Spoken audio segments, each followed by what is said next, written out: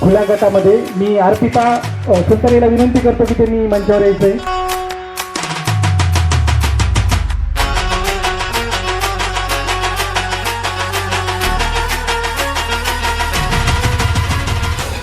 नमो बुद्धाय, जय भीम. येथे उपस्थित असलेले सर्व उपासक आणि उपासिका आणि मान्यवरांना जय भीम, नमो बुद्धाय. आज माझा विषय आहे भारतातील प्रमुख 3 स्त्रिया. तर त्या प्रमुख 3 स्त्रिया कोण आहेत हे आपणा सर्वांना माहिती आहे. आपण त्यांच्या प्रतिमेचं पूजन देखील केलेलं आहे. त्या प्रमुख 3 स्त्रिया म्हणजे माता रमाई, माता जिजाऊ आणि सावित्रीबाई फुले. तर या तिन्ही स्त्रिया या वेगळ्या वेगळ्या काळामध्ये होऊन गेलेल्या होत्या. त्यांचा कालखंड हा वेगळा वेगळा होता, परंतु त्यांचं जे काही समाजकार्य आहे किंवा त्यांचे जे काही कार्य आहे ते एकाच दिशेने चालत होते, जसं की राष्ट्र घडवणे, माणूस घडवणे आणि समाज घडवणे. अशा प्रकारे या स्त्रियांचं कार्य होतं. तर फर्स्ट ऑफ ऑल आपण बघणार आहोत Ramabai Ambedkar, the silent strength behind the doctor B.R. Ambedkar. तर बाबासाहेबांच्या पत्नी म्हणून रमाबाई आंबेडकरांना ओळखलं जातं. रमाबाई आंबेडकर ह्या अशा माता होत्या किंवा अशा स्त्री होत्या की ज्यांनी संपूर्ण समाजासाठी काम केलं. त्यांनी बाबासाहेबांच्या पाठीमागे उभे राहून बाबासाहेबांना साथ दिली. अत्यंत शांतपणे त्यांनी आपल्या संसाराचा गाळा ओढला होता. तर एके दिवशी बाबासाहेबांना परदेशात शिक्षणासाठी जावं लागलं होतं. त्यासाठी त्यांनी देखील त्यांना खूप सपोर्ट केलेला होता.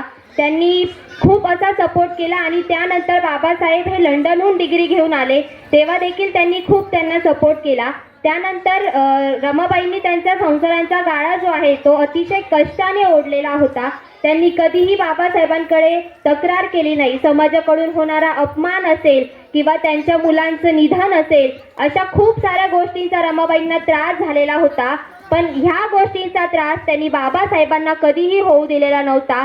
यावरून आपल्याला समजतं की रमाबाई यांनी बाबासाहेबांना किती सपोर्ट केलेला होता किंवा बाबासाहेबांना किती त्यांनी त्रास न होऊ द्यावा याची त्यांनी काळजी घेतलेली होती.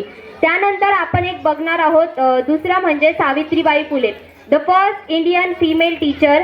त्या भारतातील पहिल्या शिक्षिका होत्या, महिला शिक्षिका होत्या. त्यांनी मुलींसाठी पुण्यातील भिडेवाडा येथे पहिली शाळा उघडलेली होती. आजकाल मुली आपण बघत आहोत, इथे सर्व मुली आपण बघत आहोत की मेकअप करून आलेले आहेत, वेगवेगळे गेटअप करून आलेले आहेत. त्या काळात मुलींना घराच्या उंबरठ्याच्या बाहेर पाय ठेवण्याची देखील संधी नव्हती. त्या काळात त्यांनी मुलींसाठी शाळा उघडलेली होती. ज्या काळामध्ये मुलींना शाळेत जाणं हे पाप समजलं जायचं, त्या काळामध्ये त्यांनी मुलींसाठी पहिली शाळा उघडली होती. तर आपण समजू शकतो की किती त्यावेळेस त्याग त्यांनी केलेला होता की लोक त्यांच्यावरती दगडफेक करायचे, शेणफेक करायचे, तरीही त्या मागे डगमगल्या नाही, मागे फिरल्या नाही. त्यानंतर आपण बघणार आहोत राजमाता जिजाऊ. राजमाता जिजाऊ हे अशा एका व्यक्तीच्या आई होत्या की ज्यांनी आपल्याला संपूर्ण स्वराज्याचा राजा दिलेला होता.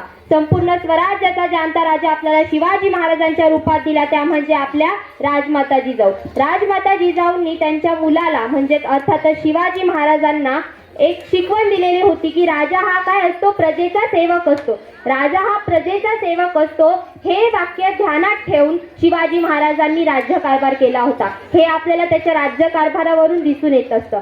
आणि आता या 3 स्त्रियांचं मी तुम्हाला सांगितलं, या तिन्ही स्त्रियांचं कार्य एकाच दिशेने होतं, एकाच लाईनमध्ये होतं आपण म्हणू शकतो, किंवा एकच त्यांची विचार होता की आपल्या घराच्या उद्धाराबरोबर समाजाचा देखील उद्धार झाला पाहिजे असं त्यांचं म्हणणं होतं.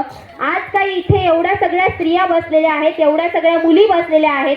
जर या तिन्ही स्त्रिया इथे नसत्या, या तिन्ही स्त्रिया अस्तित्वात आल्या नसत्या, जर त्यांनी आपल्या संसाराला वगळून समाजाकडे लक्ष दिलं नसतं, तर आपण जे काही इथे आहोत, इन्क्लुडेड मी आज इथे सूट बूट कोट घालून जे काही भाषण देत आहे ते फक्त आणि फक्त माता रमाई, माता सावित्रीबाई आणि माता जिजाऊ यांच्याच मुळे.